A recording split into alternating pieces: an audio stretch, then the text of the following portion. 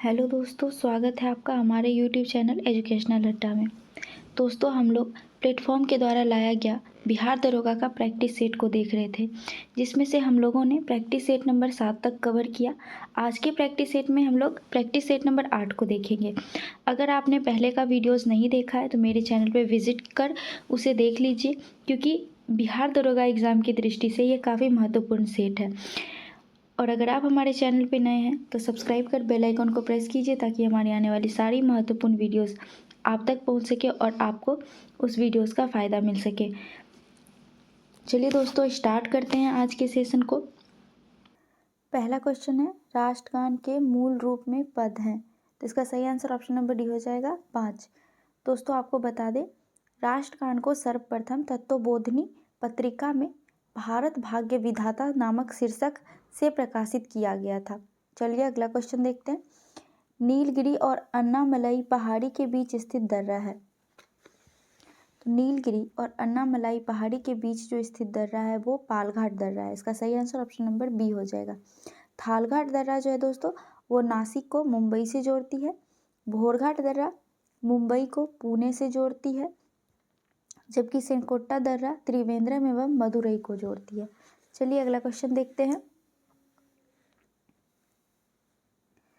Next question है, तमिलनाडु राज्य का सबसे ऊंचा पर्वत शिखर है। तो इसका सही आंसर ऑप्शन नंबर ए हो जाएगा, डोडा बेटा, जो कि तमिलनाडु राज्य का सबसे ऊंचा पर्वत है। दोस्तों, ये आपको बता दें कि डोडा बेटा जो है वो दक्षिण भारत की दूसरी सबसे ऊंची चोटी है। लेकिन अगर आपसे पूछे कि दक्षिण भारत की सबसे ऊंची चोटी कौन सी है, तो आपको ध्यान रखना है अनाई करके नाम है, जो कि दक्षिण भारत की सबसे ऊंची चोटी है। चलिए अगला क्वेश्चन देखते हैं। अगला, तीन ओर से भारत का जो राज्य बांग्लादेश से घिरा है उसका नाम क्या है। तो जो राज्य तीन ओर से बांग्लादेश से घिरा है वो उसका नाम त्रिपुरा है। इसका सही आंसर ऑप्शन नंबर डी हो जाएगा, त्रिपुरा। अगला क्वेश्चन देखते हैं। नेक्स्ट क्वेश्चन है, नई दिल्ली का शिलान्यास 15 दिसंबर 1911 को किसने किया था। तो इसका सही आंसर हो जाएगा ऑप्शन नंबर बी, सम्राट जॉर्ज पंचम के द्वारा नई दिल्ली का शिलान्यास किया गया था। आपको बता दें दोस्तों, दिल्ली का जो शिलान्यास हुआ था वो लॉर्ड हार्डिंग द्वितीय के टाइम पे हुआ था। उस समय लॉर्ड हार्डिंग द्वितीय भारत के वायसराय थे और जॉर्ज पंचम ब्रिटेन के प्रधानमंत्री थे। चलिए अगला क्वेश्चन देखते हैं। नेक्स्ट क्वेश्चन है, विख्यात चित्रकार राजा रवि वर्मा ने तैल चित्रकला सीखी, किससे सीखी है। इसका सही आंसर हो जाएगा option number A, Theodore Jensen से सीखे हैं राजा रवि वर्मा तैलीय चित्रकला। आपको बता दें दोस्तों, राजा रवि वर्मा जो हैं वो केरल राज्य के राजा थे। चलिए अगला क्वेश्चन देखते हैं। पंडित जवाहरलाल नेहरू का सर्वाधिक चर्चित पुस्तक कौन सी है। इसका सही आंसर ऑप्शन नंबर बी हो जाएगा, discovery of India Jawaharlal Nehru की सबसे चर्चित पुस्तक है। इनकी अन्य पुस्तक आपको बता दें, an autobiography, A bench of old letters, ये सारी जो पुस्तक हैं वो पंडित जवाहरलाल नेहरू की पुस्तकें हैं। चलिए अगला क्वेश्चन देखते हैं। अगला क्वेश्चन मैथ की है, तो मैं आपको इसका आंसर बता देती हूँ, आप इसको सॉल्व कर लीजिएगा। इसका सही आंसर ऑप्शन नंबर डी हो जाएगा। अगला क्वेश्चन देखते हैं। नेक्स्ट क्वेश्चन है, निम्नलिखित कथनों पर विचार कीजिए। पहला कथन है, पूर्ण सूर्य ग्रहण हमेशा पूर्णिमा की रात्रि को लगता है। नहीं दोस्तों, सूर्य ग्रहण जो लगता है वो अमावस्या के दिन लगता है, लेकिन अगर चंद्र ग्रहण की बात करें तो वो पूर्णिमा के दिन लगता है। तो ये हो जाएगा अमावस्या, जबकि चंद्र ग्रहण हमेशा पूर्णिमा के दिन लगता है, पूर्णिमा के दिन। ठीक है, ध्यान रखिएगा। अगला कथन कह रहा है, 21 सितंबर और 21 मार्च को शरद विषुव और वसंत विषुव कहते हैं। तो नहीं, ये भी गलत है, ये 23 सितंबर होता है। 23 सितंबर को शरद विषुव और 21 मार्च को वसंत विषुव मनाते हैं, तो ये कथन भी गलत है। अगला कथन कह रहा है कि सूर्य ग्रहण हमेशा पूर्ण होता है और चंद्र ग्रहण हमेशा आंशिक होता है। तो नहीं, सूर्य ग्रहण आंशिक भी होता है, पूर्ण भी होता है, और चंद्र ग्रहण भी आंशिक भी होता है और पूर्ण भी होता है। तो ये कथन भी गलत है, यानी कि कोई भी स्टेटमेंट जो है वो सही नहीं है। इसमें से सही का चुनाव करने बोल रहा है, तो कोई भी सही नहीं है इसका, इसलिए सही आंसर ऑप्शन नंबर डी हो जाएगा, इनमें से कोई नहीं। अगला क्वेश्चन देखते हैं। नेक्स्ट क्वेश्चन है, स्वेज नहर की लगभग लंबाई है। तो स्वेज नहर की लंबाई 168 किलोमीटर है, इसका सही आंसर ऑप्शन नंबर सी हो जाएगा। चलिए अगला क्वेश्चन देखते हैं। नेक्स्ट क्वेश्चन है, भारतीय ज्ञानपीठ पुरस्कार के प्रथम विजेता साहित्यकार थे। कौन थे जिनको सबसे पहले भारतीय ज्ञानपीठ पुरस्कार मिला है? तो ध्यान रखिएगा, ये मलयालम के साहित्यकार थे और इनका नाम था जी शंकर कुरूप। आपको पता ही होगा दोस्तों, जी शंकर कुरूप को मलयालम साहित्य के लिए प्रथम भारतीय ज्ञानपीठ पुरस्कार दिया गया था। अगला क्वेश्चन है, क्वींसबेरी रूल संबंधित है। तो ये मुक्केबाजी से संबंधित है, इसका सही आंसर ऑप्शन नंबर डी हो जाएगा। दोस्तों आपको बता दें, निशानेबाजी से टारगेट और ट्रेड्स करके जो है वो संबंधित है। तीरंदाजी से एंकर, हुक, क्रिस्टल ये सारे शब्द संबंधित है। बास्केटबॉल से होम, पिंथर ये सब संबंधित है। चलिए अगला क्वेश्चन देखते हैं।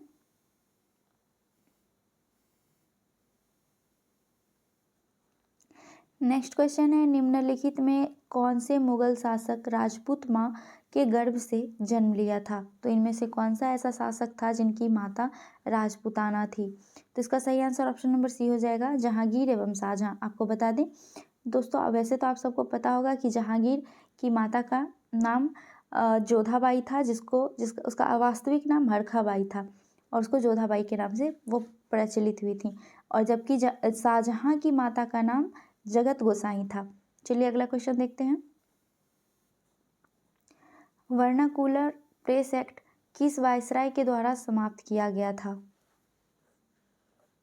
इसका सही आंसर हो जाएगा option number C, Lord Ripon के द्वारा वर्नाकुलर प्रेस एक्ट को समाप्त किया गया था। कब किया गया था? आपसे डेट पूछ सकता है, तो 1882 ईस्वी को वर्नाकुलर प्रेस एक्ट को समाप्त किया गया था। आपसे पूछेगा कि वर्नाकुलर प्रेस एक्ट लगाया कौन था, तो ध्यान रखिएगा, लगाया गया था लॉर्ड रिटन के द्वारा।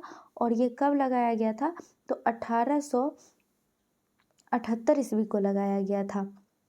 ठीक है, आपको ध्यान रखना है। चलिए अगला क्वेश्चन देखते हैं।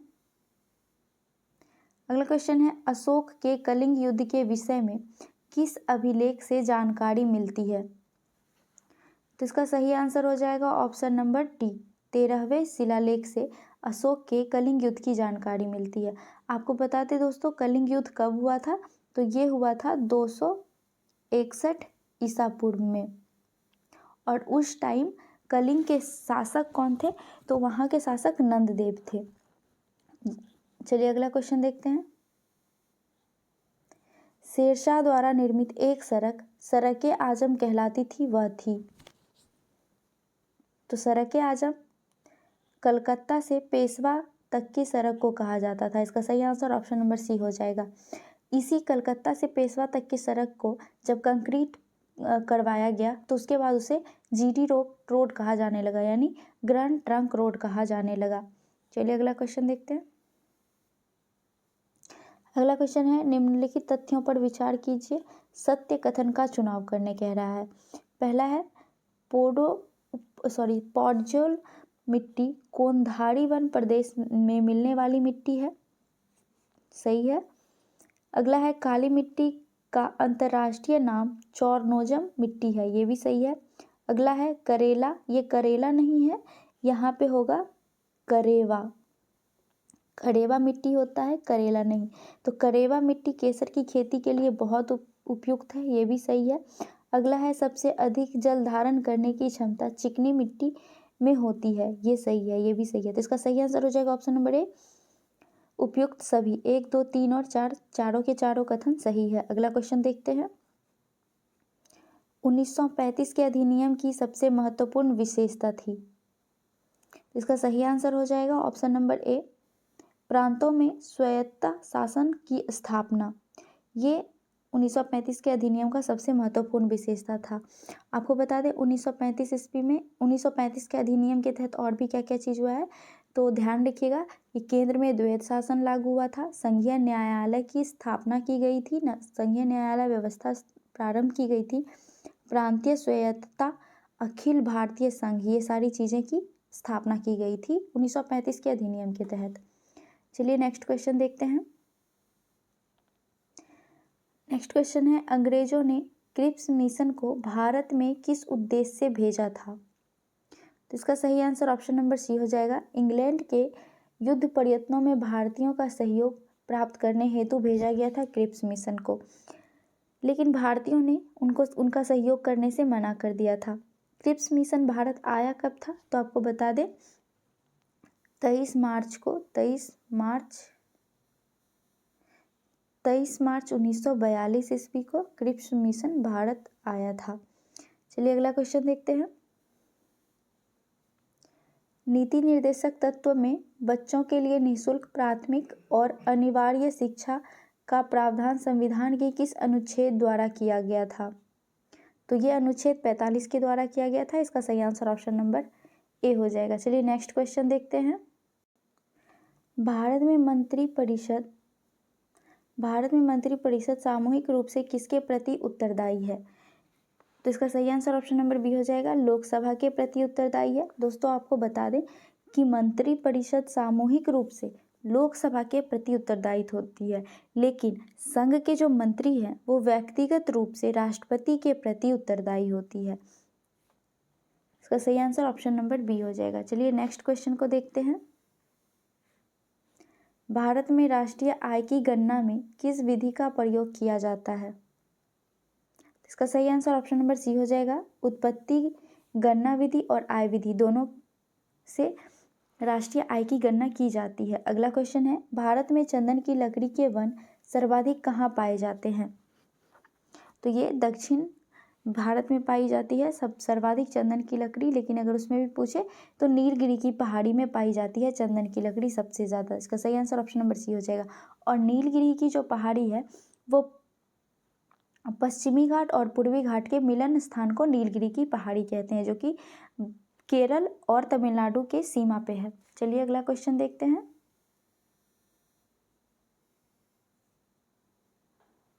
यदि सामान्य पानी में कोई अंडा डाला जाए तो वह डूब जाता है, पर यदि पानी में काफ़ी मात्रा में नमक मिलाया हुआ हो और उसमें अंडा डाला जाए तो क्या होगा? तो आपको बता दें दोस्तों, वो अंडा जो है अगर नमक मिला दिया जाए तो नहीं डूबेगा, वो तैरते रहेगा। इसका सही आंसर हो जाएगा ऑप्शन नंबर डी, अंडा पानी पर तैरता रहेगा। ऐसा होगा क्यों? तो आप सबको पता होगा कि जब हम पानी में नमक मिलाते हैं तो उसका घनत्व में वृद्धि होती है, और घनत्व में वृद्धि होने की वजह से अंडा डूबता नहीं है, वो तैरने लगता है। चलिए अगला क्वेश्चन देखते हैं। यदि किसी वस्तु को गहरी खान की तली से ऊपर लाया जाए और पहाड़ की चोटी पर ले जाया जाए तो उसका भार अधिकतम कहाँ होगा? यानी जब हम खान से किसी वस्तु को निकालते हैं और ऊपर ज़मीन पे लाते हैं, फिर उसको ऊपर पहाड़ की चोटी पे ले जाते हैं, तो इस दौरान सबसे ज़्यादा भार कहाँ पे महसूस होगा उस वस्तु का? तो इसका सही आंसर होगा ऑप्शन नंबर बी, पृथ्वी के तल पर। पृथ्वी के तल पर सबसे ज़्यादा भार, किसी भी चीज़ का भार सबसे ज़्यादा होता है। दोस्तों आपको बता दें कि वस्तु का भार सिर्फ पृथ्वी के तल पे नहीं, पृथ्वी के ध्रुव और पृथ्वी के तल दोनों पे सर्वाधिक होता है। अगर हम पृथ्वी को 17 गुना स्पीड से, जितनी स्पीड से भी पृथ्वी घूम रही है, अगर उसके 17 गुना स्पीड से पृथ्वी को घुमा दिया जाए तो भूमध्य रेखा पर किसी भी वस्तु का मान 0 हो जाएगा। चलिए अगला क्वेश्चन देखते हैं।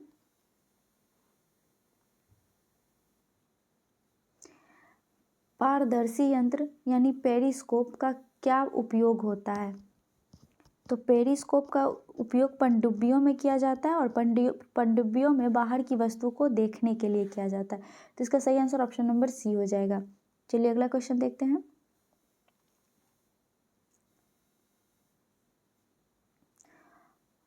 ऊष्मा संचरण की वह विधि जिसमें माध्यम के कण गति नहीं करते कौन सी है? तो इसका सही आंसर ऑप्शन नंबर ए हो जाएगा, चालन विधि। ऊष्मा संचारण में कण गति नहीं करता, उसके बावजूद भी ऊष्मा ट्रांसफर होता है, तो ये चालन विधि से होता है। संवहन विधि क्या है दोस्तों? तो आपको बता दें, कणों के स्थानांतरण के द्वारा जब ऊष्मा का संचार होता है, यानी एक कण जब दूसरे कण को से टकराकर फिर आगे बढ़ता है, तो ऐसे जब ऊष्मा का संचार होता है तो उसे संवहन कहते हैं। लेकिन विकिरण क्या है? विकिरण एक ऐसा माध्यम है जो बिना किसी माध्यम के, जिसमें माध्यम की जरूरत ही ना हो, बिना किसी माध्यम के गर्म वस्तु से ठंडी वस्तु की तरफ ऊष्मा का संचार करे, तो उसे विकिरण विधि कहते हैं। इसका सही आंसर ऑप्शन नंबर ए चालन हो जाएगा। चलिए अगला क्वेश्चन देखते हैं। अगला क्वेश्चन है,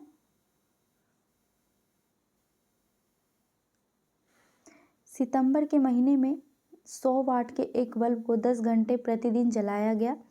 उस माह में विद्युत ऊर्जा किलोवाट घंटा कितनी खर्च हुई होगी? तो ये आपको इसमें कुछ नहीं करना है, जितना वाट कह रहा है उतना वाट गुना जितना घंटा कह रहा है उतना घंटा और जितना दिन कह रहा है। तो एक माह कह रहा है और क्या कह रहा है? सितंबर माह। तो सितंबर माह में 30 दिन होता है, तो 30 दिन करना है, बटा आपको 1000 से कर देना है, डिवाइड कर देना है। तो 3 जीरो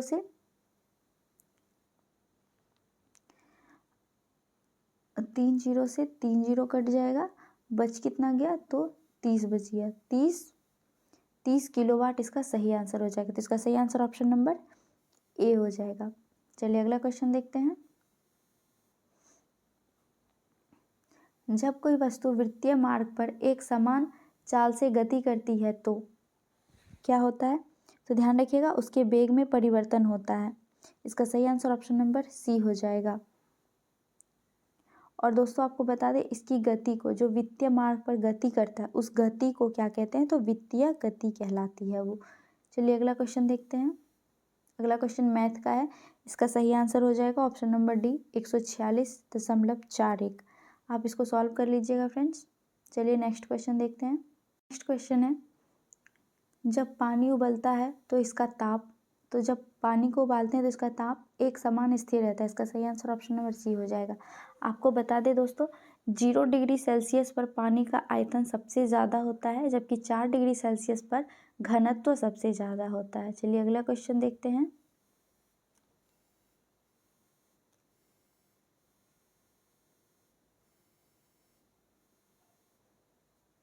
नेक्स्ट क्वेश्चन है, निम्नलिखित अक्रिय गैसों में से कौन सी वायु में सर्वाधिक मात्रा में पाई जाती है? तो इसका सही आंसर ऑप्शन नंबर सी हो जाएगा, ऑर्गन।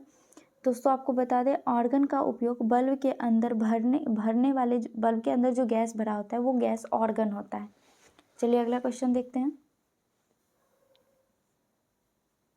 जल की अस्थायी कठोरता निम्नलिखित में से किसकी उपस्थिति के कारण होती है? तो इसका सही आंसर हो जाएगा option number C, calcium sulphate. दोस्तों आपको बता दें, कैल्शियम सल्फेट और मैग्नीशियम सल्फेट, इस दोनों की वजह से जल में स्थायी कठोरता होती है। और इसको हम दूर कैसे करेंगे? तो जल की स्थायी और अस्थायी दोनों कठोरता हम सोडियम कार्बोनेट डालकर दूर कर सकते हैं। चलिए अगला क्वेश्चन देखते हैं।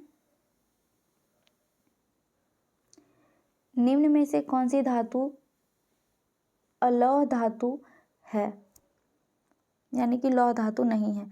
तो इसका सही आंसर ऑप्शन नंबर बी हो जाएगा, एल्यूमिनियम। एल्यूमिनियम जो है वो लौह धातु नहीं है। अगला क्वेश्चन है, अगला क्वेश्चन मैथ का है। इसका सही आंसर है ऑप्शन नंबर बी। चलिए अगला क्वेश्चन देखते हैं। नेक्स्ट क्वेश्चन है, रासायनिक दृष्टि से एंजाइम क्या है? तो रासायनिक दृष्टि से अगर देखें तो एंजाइम एक प्रोटीन है। इसका सही आंसर ऑप्शन नंबर सी हो जाएगा। अगला क्वेश्चन है, यदि पृथ्वी पर पाई जाने वाली वनस्पति यानी पेड़ पौधे समाप्त हो जाएं तो वायुमंडल में किस गैस की कमी होगी? तो जब हमारी पृथ्वी पर वनस्पति यानी पेड़ पौधे नहीं होंगे तो ऑक्सीजन की कमी होगी। इसका सही आंसर ऑप्शन नंबर बी हो जाएगा।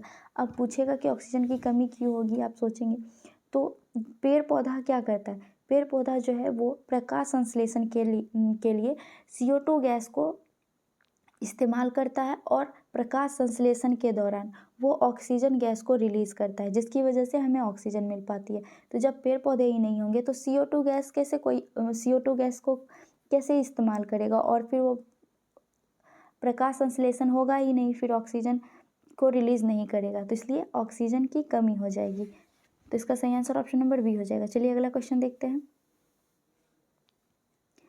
राष्ट्रीय प्रौद्योगिकी दिवस हर वर्ष मनाया जाता है। तो राष्ट्रीय प्रौद्योगिकी दिवस 11 मई को मनाया जाता है। इसका सही आंसर ऑप्शन नंबर ए हो जाएगा। अगला क्वेश्चन मैथ का है, इसका सही आंसर आपको बता देते हैं। इसका आंसर हो जाएगा ऑप्शन नंबर बी, 6 मिनट। आप इसको सॉल्व कर लीजिएगा। चलिए अगला क्वेश्चन देखते हैं। निम्नलिखित में से किसमें क्लोरोफिल नहीं होती है? तो इसका सही आंसर ऑप्शन नंबर सी हो जाएगा, फंगस। चलिए अगला क्वेश्चन देखते हैं। नेक्स्ट क्वेश्चन है, निम्नलिखित में से किसका ऊष्मीय मान अधिकतम होता है?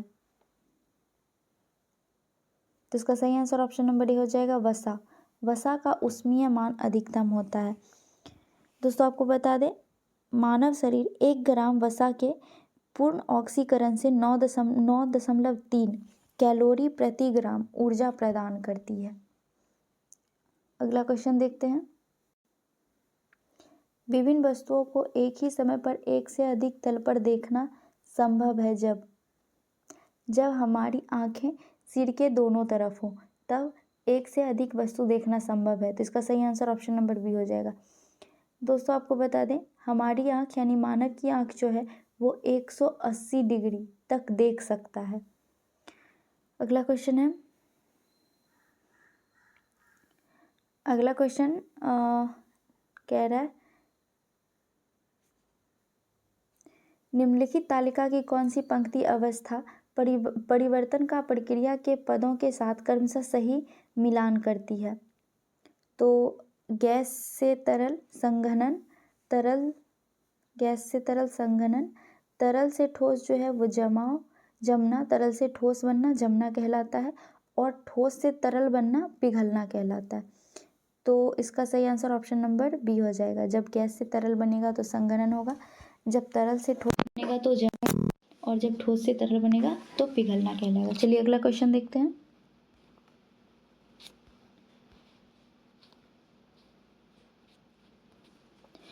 मरुस्थलीय पौधों की जड़ें लंबी होती है क्योंकि?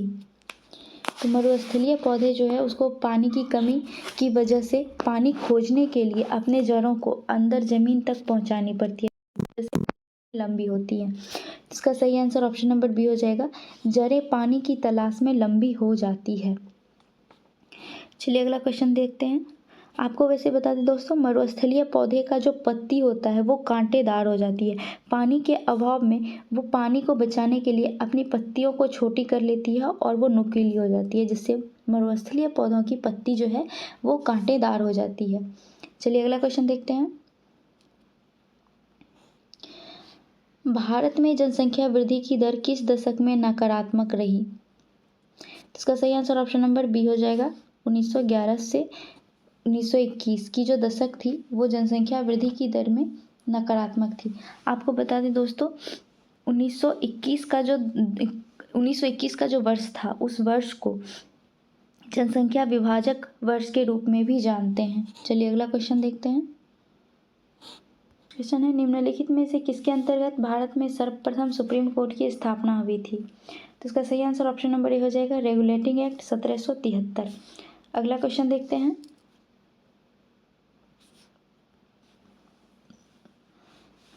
अशोक स्तंभ को सर्वप्रथम किसने पढ़ा? इसका सही आंसर ऑप्शन नंबर बी हो जाएगा, जेम्स प्रिंसेप्स के द्वारा पढ़ा गया था। कब पढ़ा गया था? तो 1837 ईस्वी में पढ़ा गया था अशोक स्तंभ को। अगला क्वेश्चन है, तारों के बड़े बड़े गुच्छों को क्या कहते हैं? इसका सही आंसर ऑप्शन नंबर बी हो जाएगा, गैलेक्सी कहते हैं तारों के बड़े बड़े गुच्छों को। अगला क्वेश्चन है, जब लाल फूल को हरे रंग के शीशे के टुकड़े से देखा जाता है तो वो कैसा प्रतीत होता है? तो जब लाल फूल को हरे शीशे से देखेंगे तो वो काला प्रतीत होगा। इसका सही आंसर ऑप्शन नंबर ए हो जाएगा। चलिए अगला क्वेश्चन देखते हैं। नेक्स्ट क्वेश्चन है, निम्नलिखित में से कौन सी जोड़ी सुमेलित है? तो कंदागी साड़ी कर्नाटक की गलत है। कंदागी साड़ी जो है वो तमिलनाडु की है। पटोला साड़ी पंजाब की नहीं है, ये गुजरात की है। और कांजीवरम साड़ी तमिलनाडु, ये सही है। गामसा ये असम, ये सही है। तो इसका सही आंसर हो जाएगा 3 एवं 4, ऑप्शन नंबर ए। चलिए अगला क्वेश्चन देखते हैं। नेक्स्ट क्वेश्चन सुमेलित करने कह रहा है। एक साइड देश दिया है और दूसरी साइड जो है उसकी मुद्राएं दी हुई है। तो कुवैत की जो मुद्रा है वो दिनार है, कुवैत दिनार। ईरान की जो मुद्रा है वो रियाल है, ईरान रियाल। सूरीनाम जो है वो गिल्डर और डेनमार्क की मुद्रा क्रोन है। तो 4, 1, 3 और 2, 4, 1, 3 और 2, ऑप्शन नंबर ए जो है इसका सही आंसर हो जाएगा। अगला क्वेश्चन देखते हैं।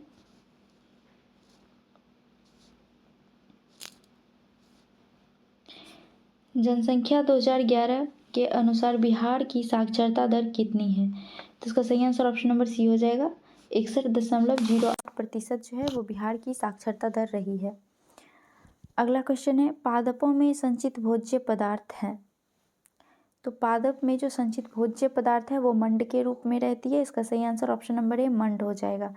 दोस्तों आपको बता दें, पादप में जो संचित भोज्य रहता है वो मंड के रूप में, जबकि मानव शरीर में जो संचित भोज्य रहता है वो ग्लाइकोजन के रूप में रहता है।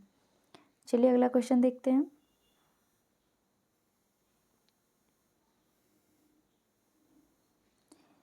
निम्नलिखित में से खुले बाजार की क्रियाएं किस नीति का अंग है? तो इसका सही आंसर ऑप्शन नंबर बी हो जाएगा। साख नीति का अंग है खुली बाजार की क्रियाएं। साख मुद्रा को दोस्तों ऐच्छिक मुद्रा के नाम से भी जानते हैं। चलिए अगला क्वेश्चन को देखते हैं।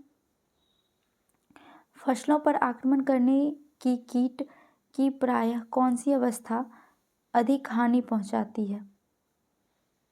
तो इसका सही आंसर ऑप्शन नंबर ए हो जाएगा इमेगो। इमेगो जो है वो कीट की ऐसी अवस्था होती है जिसमें फसल पर सबसे ज़्यादा आक्रमण करती है। अगला क्वेश्चन देखते हैं। इंद्रधनुष बनने का कारण नहीं है पूछ रहा है, तो इसका सही आंसर ऑप्शन नंबर डी व्यतिकरण हो जाएगा। इंद्रधनुष बनने की जो क्रिया होती है उसमें अपवर्तन 2 बार होती है, पूर्ण आंतरिक परावर्तन और विवर्तन ये एक बार होती है। तो अपवर्तन, परावर्तन और विवर्तन ये तीनों इंद्रधनुष बनने की क्रियाएं हैं, जबकि व्यतिकरण जो है वो नहीं है।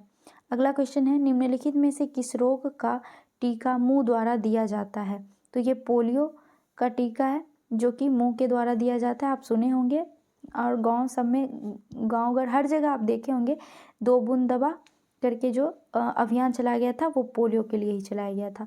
तो मुंह द्वारा देने वाला टीका पोलियो का है। चलिए अगला क्वेश्चन देखते हैं।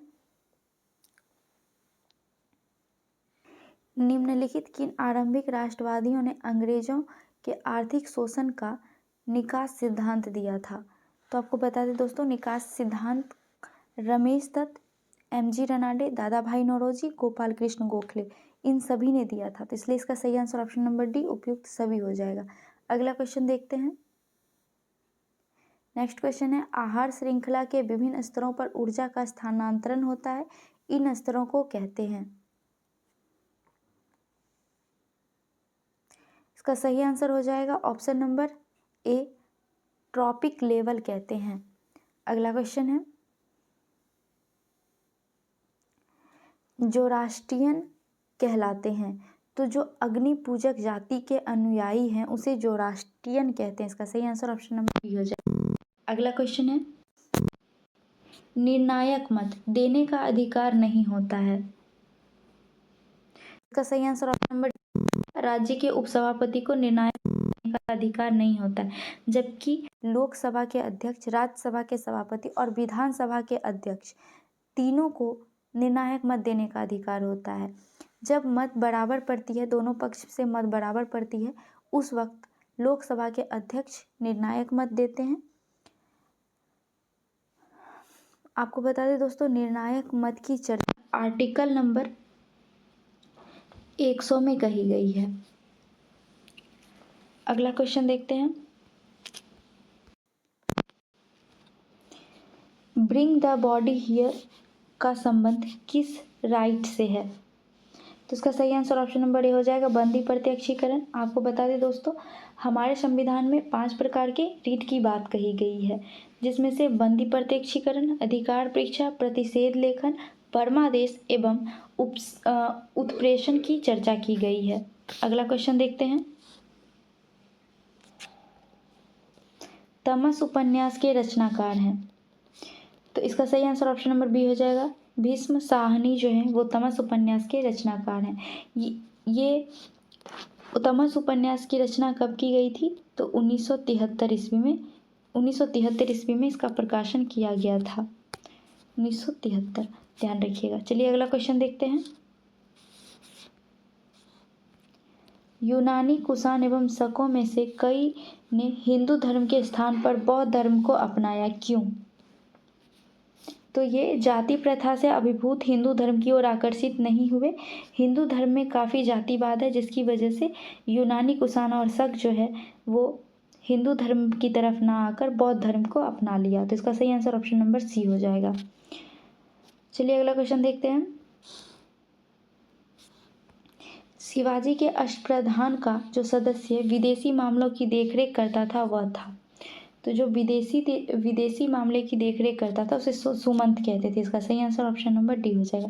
पेशवा जो था, पेशवा प्रशासन का हेड था, जबकि पंडित जो है वो धार्मिक कार्यों को देखते थे, पंडित राव। चलिए अगला क्वेश्चन देखते हैं। पूर्व की ओर बहने वाली भारत की निम्नलिखित नदियों में से किस एक में निम्नांबलय के कारण विभ्रंश घाटी है? तो इसका सही आंसर ऑप्शन नंबर डी हो जाएगा, दामोदर नदी। चलिए अगला क्वेश्चन देखते हैं। No one is too small to make a difference शीर्षक पुस्तक किसकी नवप्रकाशित रचना है? तो इसका सही आंसर ऑप्शन नंबर सी हो जाएगा, ग्रेटा थनबर्ग। अगला क्वेश्चन देखते हैं। 1927 में गठित साइमन कमीशन का बहिष्कार किया गया, क्योंकि? इसका सही आंसर ऑप्शन नंबर सी हो जाएगा। कांग्रेस का विचार था कि भारतीयों को स्वराज मिलना चाहिए। और आपको बता दें 1927 ईस्वी में साइमन कमीशन का गठन हुआ था। कब हुआ था? तो 8 नवंबर 1927 को। और भारत कब आया था? तो भारत आया था फरवरी 1928 ईस्वी में। इसमें 7 सदस्य थे और सातों के सातों अंग्रेज थे, भारतीय एक भी नहीं था। इस वजह से भी साइमन कमीशन का काफ़ी विरोध हुआ था और साइमन गो बैक का नारा दिया गया था।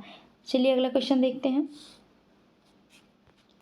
स्टार्च और सेल्यूलोज के बारे में निम्नलिखित कथनों में से कौन सा कथन सही नहीं है?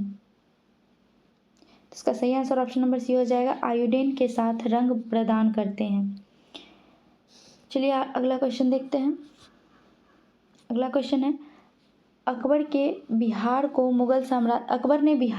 को मुगल साम्राज्य में मिलाया, तो कब मिलाया था? तो 1576 ईस्वी में मिलाया था। इसका सही आंसर ऑप्शन नंबर सी हो जाएगा। 1580 ईस्वी में बिहार को अकबर के द्वारा पूर्ण सूबा यानी कि पूर्ण राज्य का दर्जा दे दिया गया था। अगला क्वेश्चन देखते हैं। निम्न पदों में से कौन सा पद हॉकी खेलने से संबंधित है? इसका सही आंसर ऑप्शन नंबर बी हो जाएगा, स्टॉक कॉर्नर जो है वो हॉकी से संबंधित है। रन आउट क्रिकेट से संबंधित है। लव जो है वो बैडमिंटन से संबंधित है। अगला क्वेश्चन देखते हैं। सोडियम वाष्प लैंप प्रायः सड़क प्रकाश के लिए उपयुक्त होता है, क्योंकि इसका प्रकाश एकवर्णीय है और पानी की बूंदों से गुजरने पर विभक्त नहीं होती है, जिसकी वजह से सोडियम लैंप सड़क प्रकाश के लिए उपयोगी माना जाता है। इसका सही आंसर ऑप्शन नंबर बी हो जाएगा। अगला क्वेश्चन है, हर्ष के दरबार में वेनसांग को एक दूत के रूप में किसने भेजा था? इसका सही आंसर ऑप्शन नंबर डी हो जाएगा, ताइसुंग। ताइसुंग के द्वारा ह्वेनसांग को हर्षवर्धन के दरबार में भेजा गया था। ह्वेनसांग भारत कब आया था? तो आपको बता दें 629 ईस्वी में भारत आया था और 644 ईस्वी तक रहा था। चलिए अगला क्वेश्चन देखते हैं।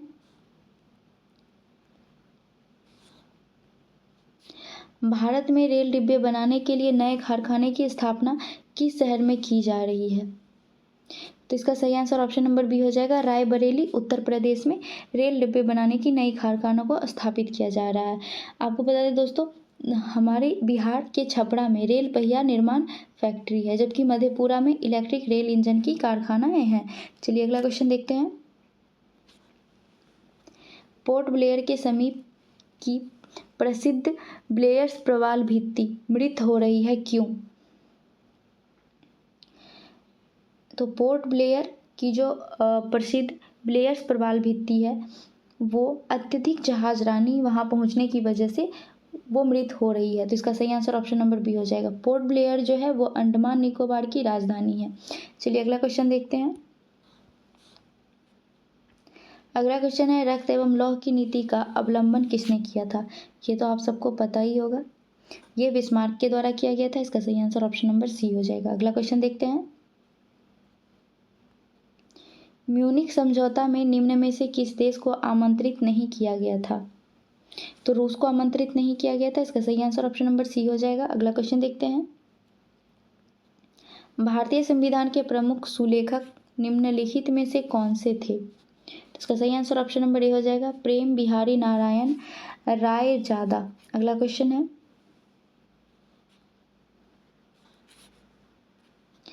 भारत में सर्वप्रथम जेंडर बजटिंग की अवधारणा की शुरुआत कब से मानी जाती है? तो जेंडर बजटिंग की जो शुरुआत है वो 2005 से 6 ईस्वी में की गई थी। इसका सही आंसर ऑप्शन नंबर डी हो जाएगा। आपसे पूछे आपको बता दें दोस्तों, जेंडर बजटिंग होता क्या है? तो एक ऐसा बजट जो कि संसाधन एवं कार्य की गणना के लिए लिंग के आधार पर किया जाता है। चलिए अगला क्वेश्चन देखते हैं। अस्ते का सिद्धांत निम्न में से किसका पूरक सिद्धांत है?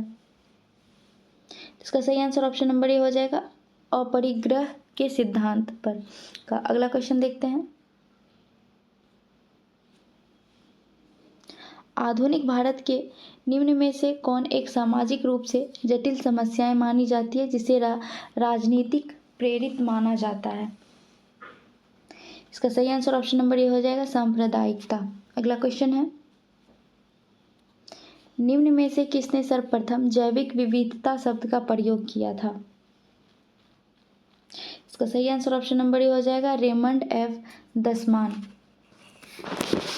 अगला क्वेश्चन है, नवनिर्मित संसद भवन का उद्घाटन पीएम मोदी द्वारा कब किया गया? इसका सही आंसर ऑप्शन नंबर सी हो जाएगा, 28 मई 2023 को। अगला क्वेश्चन है, आईपीएल 2023 में सर्वाधिक विकेट किसने लिया? तो मोहम्मद शमी के द्वारा लिया गया। इसका सही answer option number A, Mohammed Shami हो जाएगा। अगला क्वेश्चन देखते हैं। मई 2023 में किस राज्य ने प्रधानमंत्री जनधन योजना के 100 कवरेज को प्राप्त किया? तो ये तेलंगाना के द्वारा किया गया। इसका सही आंसर ऑप्शन नंबर बी हो जाएगा। अगला क्वेश्चन है, मई 2023 में पीएम नरेंद्र मोदी को किस देश के सर्वोच्च सम्मान से सम्मानित किया गया? तो ये फिजी के द्वारा किया गया, फिजी के द्वारा। और फिजी के साथ साथ पापुआ न्यू गिनी के द्वारा भी प्रधानमंत्री नरेंद्र मोदी को अपने देश के सर्वोच्च सम्मान से सम्मानित किया गया। अगला क्वेश्चन है, ऑस्ट्रेलिया के किस शहर में भारत ने नए वाणिज्यिक दूतावास के स्थापना की घोषणा की है? तो ये ब्रिस्बेन के द्वारा किया गया। इसका सही आंसर ऑप्शन नंबर डी हो जाएगा। अगला क्वेश्चन है, सुलभ शौचालय इंटरनेशनल के संस्थापक कौन थे जिसका निधन हो गया है? तो ये विंदेश्वर पाठक थे। इसका सही answer option number A, Bindeshwar Pathak हो जाएगा। अगला क्वेश्चन है, 28 मई 2023 को उद्घाटित संसद भवन के वास्तुकार कौन है? तो संसद भवन के जो वास्तुकार हैं वो विमल पटेल हैं। इसका सही आंसर ऑप्शन नंबर सी, विमल पटेल हो जाएगा। आपको बता दें इसका निर्माण सेंट्रल विस्टा प्रोजेक्ट के तहत किया गया है। अगला क्वेश्चन है, India's vaccine growth story from cowpox to vaccine Maitri किसने लिखा है? तो ये सज्जन सिंह के द्वारा लिखा गया। इसका सही आंसर ऑप्शन नंबर ए हो जाएगा। अगला क्वेश्चन है, मई 2023 में महाराष्ट्र में स्माइल एम्बेसडर कौन बनाए गए हैं? इसका सही आंसर ऑप्शन नंबर डी हो जाएगा, सचिन तेंदुलकर को बनाया गया है। अगला क्वेश्चन देखते हैं, मई 2023 में भारतीय मूल के समीर पांडे किस देश के सिटी ऑफ पर्रामट्टा काउंसिल के लॉर्ड मेयर चुने गए? इसका सही आंसर ऑप्शन नंबर बी हो जाएगा, ऑस्ट्रेलिया। अगला क्वेश्चन है, नेपाल की राजधानी काठमांडू में आयोजित NSC CABA महिला वॉलीबॉल चैंपियन कप का खिताब किसने जीता? इसका सही आंसर ऑप्शन नंबर डी हो जाएगा, भारत के द्वारा। और अगर इसका उप विजेता पूछे तो इसकी उप विजेता जो है वो कजाकिस्तान है। अगला क्वेश्चन है, 12 मई 2023 को ट्विटर का नया CEO किसे नियुक्त किया गया? तो इसका सही आंसर ऑप्शन नंबर बी हो जाएगा, लिंडा याकारिनो। अगला क्वेश्चन है,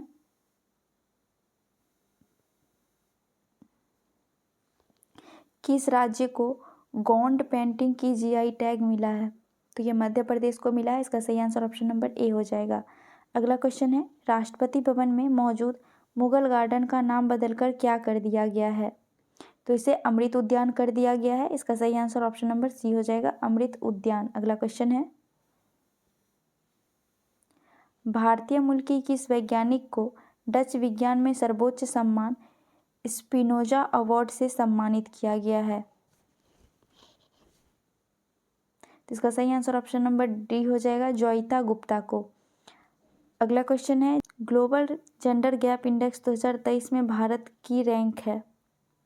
तो 127वां रैंक है। इसका सही आंसर ऑप्शन नंबर डी हो जाएगा। अगला क्वेश्चन है, 2 अप्रैल 2023 को सलीम दुर्रानी का निधन हो गया। वे किस क्षेत्र से संबंधित थे? तो वो एक क्रिकेटर थे, सलीम दुर्रानी। इसका सही आंसर ऑप्शन नंबर बी हो जाएगा। आज के सेशन का लास्ट क्वेश्चन है। वीडियो कैसी लगी कमेंट करके ज़रूर बताइएगा।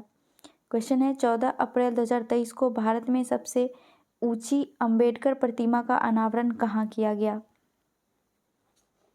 तो ये हैदराबाद में किया गया। इसका सही आंसर ऑप्शन नंबर सी हो जाएगा। और आपको बता दें दोस्तों, यह 125 फीट ऊंची प्रतिमा है। तो हमारा आज का सेशन यहीं पे समाप्त होता है। वीडियो कैसी लगी कमेंट करके बताइएगा। और अगर हमारे चैनल पे नए हैं तो सब्सक्राइब कर बेल आइकॉन को प्रेस कीजिए। मिलते हैं नेक्स्ट सेशन में, तब तक के लिए जय हिंद।